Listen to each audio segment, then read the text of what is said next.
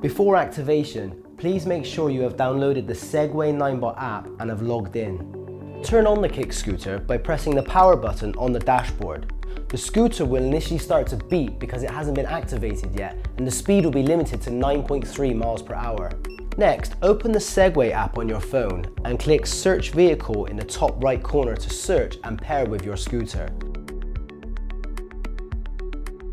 Then follow the instructions and watch the tutorial video. After the tutorial is complete, click Next to finish activating your scooter. There are 3 different speed modes with the F40. We need to kick off to start riding the scooter, and when the speed reaches 1.9 miles per hour, the motor will initiate. You can switch the modes by pressing the button twice on the dash.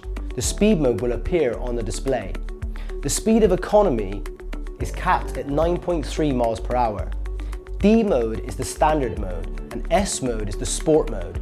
They both have a top speed of 18.6 miles an hour, but the difference is when the scooter is in sport mode, it will accelerate faster than D mode.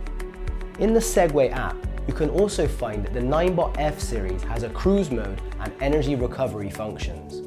When cruise mode is on, keep riding the scooter at a constant speed.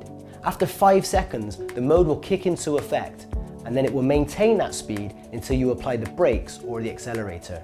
The energy recovery function recycles the energy while braking, making the scooter more energy efficient and environmentally friendly. Press the throttle to speed up when you are balanced on the footboard. Release the throttle to slow down, or you can squeeze the brake lever. The F40 also comes with a valve stem extender, which provides an easier way to pump your tires with air. Simply remove the cap from the valve and screw on the extender to it. This will give you easier access to inflate your tires. For safety purposes, always wear a helmet and other protective gear when you are riding. If you have any questions, please contact the information listed on the screen and our technical support team will be happy to assist.